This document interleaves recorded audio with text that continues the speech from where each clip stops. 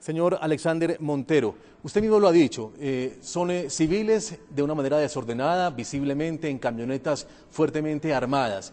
A veces los podíamos ver hasta con misiles tierra-aire. ¿Quién dio esas armas?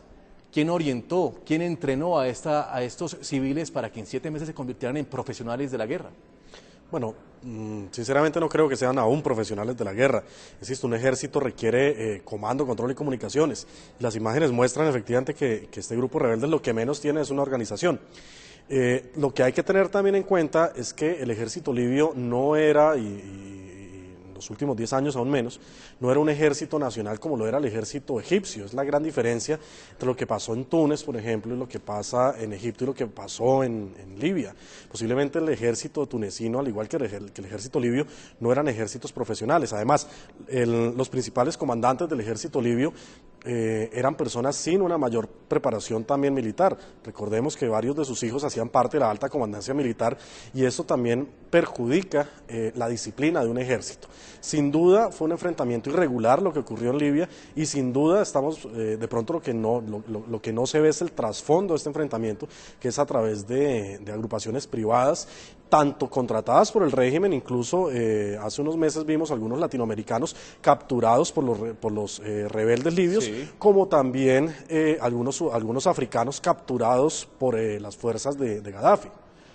Vamos a Madrid, España. Doctor Mourad Zarrouk, le quisiera preguntar, después de todo este desorden que termina por lo menos en un Gaddafi desaparecido, ¿usted cree que esta nueva combinación de poderes y ahora un nuevo poder en Libia va a ser más amigable con Occidente de lo que se había convertido el gobierno de Gaddafi, que había dejado de ser ya hace un buen tiempo enemigo de Occidente? Hombre, hay que matizar una cosa también, porque Gaddafi, después del levantamiento del embargo, restableció relaciones muy cordiales con los países europeos.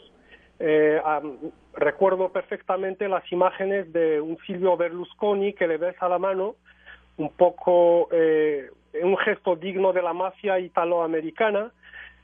José María Aznar, el entonces presidente del gobierno de España, no titubeó a la hora de viajar a Libia con el fin de firmar contratos. Sarkozy, Tony Blair. Eso tiene que ver con una aproximación malsana en los países occidentales que consiste en preponer los intereses de esos países a las aspiraciones de los pueblos árabes. Y precisamente esta aproximación de realismo político es la que enfrentó la opinión pública árabe a esos países demasiado pragmáticos. Nosotros desde el mundo árabe siempre percibíamos que había un exceso de pragmatismo en el comportamiento de los países occidentales en general. Ahora el mensaje que creo que esos países están captando poquito a poco consiste en que hay que apostar por las fuerzas vivas de los países árabes, hay que apostar por las aspiraciones de los pueblos, sí, en vez de seguir apoyando las diferentes dictaduras en nombre de realismo político.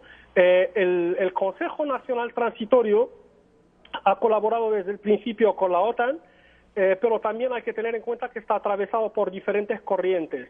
Pero me atrevo a vaticinar que va a mantener relaciones cordiales, sobre todo con aquellos países que han participado en la ofensiva contra las posiciones del ejército de Muammar Gaddafi, sí, y también con aquellos países árabes que se atrevieron desde el principio a apoyar la revolución libia. Me refiero, por ejemplo, a Qatar, a diferencia de otros países árabes que procuraron mantener una postura prudente con el fin de esperar el desenlace del conflicto. Claro, doctor Zarrouk, usted lo ha dicho, Italia tenía una relación muy íntima o muy importante con Libia por el tema del petróleo y por el tema de la cercanía y por muchas razones.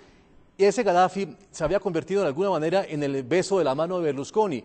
Hoy por hoy, en ese gobierno de transición que se acerca, que se ve venir, en esas elecciones que son ya anunciadas en Libia, ¿cómo queda parado Libia y cómo queda parado el continente europeo con este nuevo gobierno?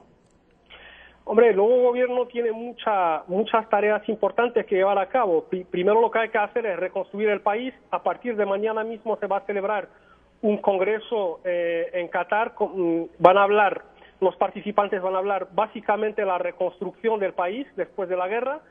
Pero también este gobierno lo que tiene que hacer es reconstruir el Estado, porque Muammar Gaddafi lo que hizo fue, como anunció uno de los invitados, desmantelar literalmente el Estado, retirar la Constitución y también disolver las instituciones del Estado y sustituirlas por los comités populares y dotar el país del libro blanco, que más que un texto constitucional se trataba de un tratado, una profecía de un hombre que lo redactó con pretensiones teóricas. Ahora bien, lo que hay que hacer es volver a reconstruir las instituciones del Estado y sobre todo inspirar o intentar dotar estas instituciones de la credibilidad necesaria de luchar contra la corrupción que se asentó en el país durante los 42 años que duró el gobierno de Gaddafi. El rumor sobre la posible captura del hijo de Muammar Gaddafi, Saif al-Islam, trasladó la atención de la comunidad a la Corte Penal Internacional.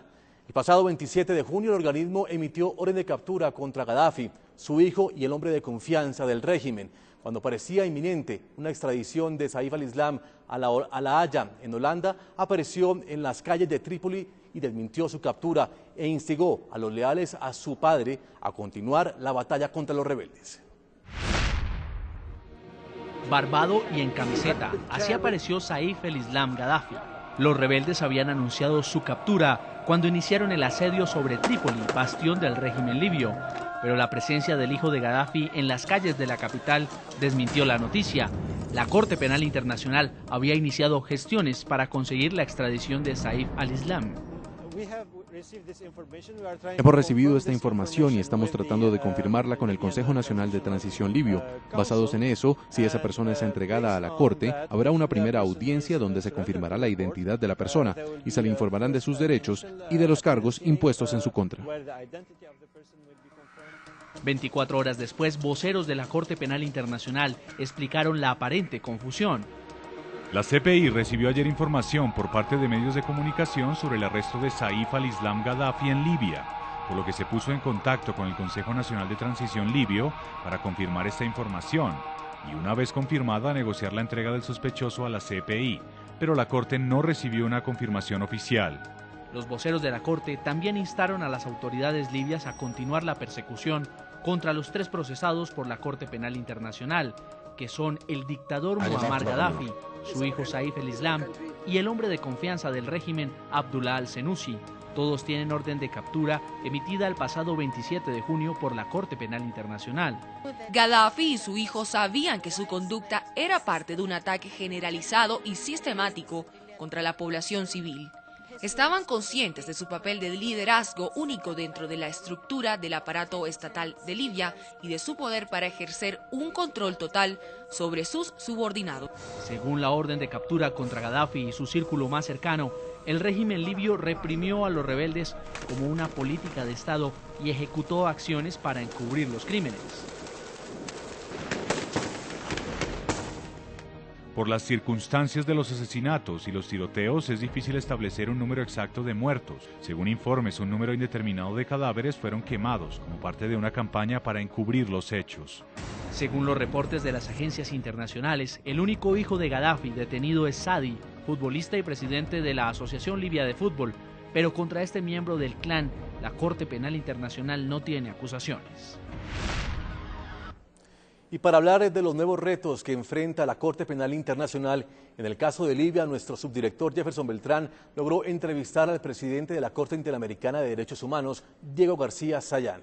El magistrado advirtió que si el dictador Gaddafi es detenido por los rebeldes, la acción de la Corte Penal Internacional sería incierta.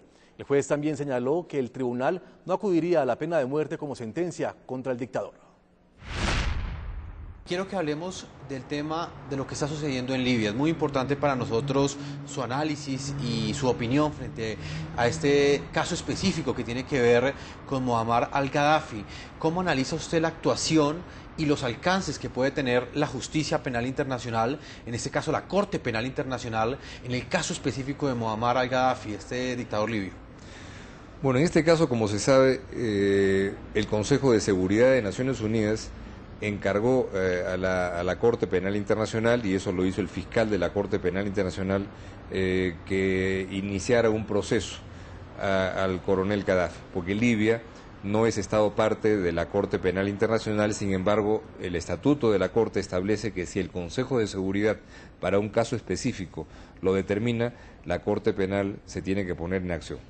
Entonces, en teoría, el fiscal podría hacer comparecer al coronel Gaddafi en la Corte Penal Internacional, cosa que en términos prácticos, en las circunstancias anteriores, era más o menos evidente que no iba a ocurrir, porque esa comparecencia voluntaria seguramente no se iba a llevar a cabo.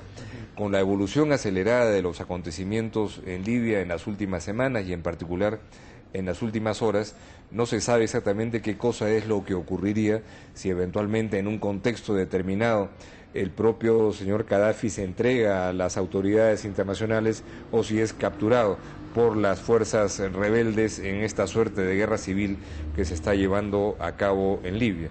En cualquier caso, sería una pieza de esta justicia penal internacional dentro de un contexto en el que en realidad lo más gravitante es en este momento la acción militar y la política de varios países occidentales de apoyar esa acción militar contra el régimen de Gaddafi, ¿no? Lo que suceda con el dictador libio Muammar al-Gaddafi y con su círculo más cercano de seguridad, inclusive con sus hijos, ¿qué significado o qué impacto podría tener para el derecho internacional? Mira, yo creo que la justicia penal internacional es una de las grandes evoluciones que se han concretado en este siglo XXI, ¿no? Es decir, la vigencia de la Corte Penal Internacional recién se da ahora, a partir del año 2001, 2002, y ya no es, a diferencia de la Corte Interamericana o de la Europea, que va estrictamente a establecer la responsabilidad de los Estados en la violación de los derechos humanos. La justicia penal internacional va a la responsabilidad de los individuos, ¿no? Y a una justicia penal que puede acabar con un individuo condenado a pena privativa de la libertad.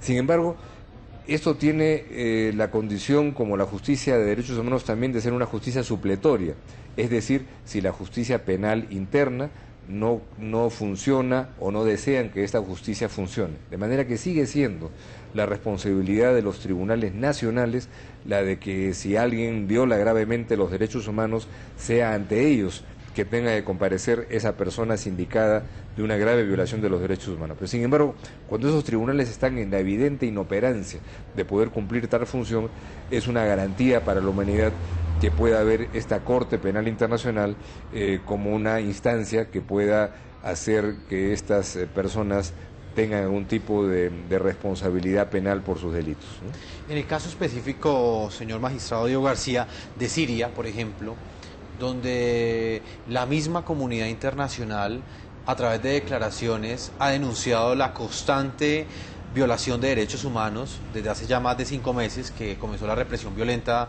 de las protestas en este país. ¿Cómo analiza usted que la Corte Penal Internacional, digamos, no haya podido actuar como ese organismo que en diferentes países se espera que dé una respuesta contundente para frenar este tipo de hechos y para que de alguna manera la comunidad internacional no termine siendo un testigo de un derramamiento de sangre como lo que está sucediendo específicamente en Siria en este momento? Es una pregunta difícil porque en realidad la verdadera respuesta no es jurídica sino política, ¿no? Porque si la comunidad internacional actuara con criterios estándar y frente a una situación dada tuviera una respuesta X y frente a otra situación semejante tuviera también una respuesta X, estaríamos ante una comunidad internacional distinta de la que tenemos ahora, en donde hay situaciones determinadas que sí producen una reacción de la comunidad internacional por distintas circunstancias de índole geopolítica, que en otras circunstancias iguales o peores no producen una reacción de esa naturaleza, y esta es, creo, una buena situación que sirve de ejemplo. El Consejo de Seguridad, si bien ha emitido en los últimos días alguna declaración, pero no una resolución sobre el tema de Siria, pareciera que está muy lejos de dar el paso de dictar una resolución para encargarle alguna atribución en el caso de Siria a la Corte Penal Internacional. De manera que todavía estamos en este proceso de construcción en donde ojalá tengamos más temprano que tarde criterios razonablemente homogéneos, en donde prevalezcan un enfoque de principios y no criterios de índole geopolítica que hacen que hoy día, sin duda, el tratamiento de Siria, con todas las dificultades, problemas y atrocidades que están ahí ocurriendo, sea muy distinto del que recibió Libia en meses anteriores.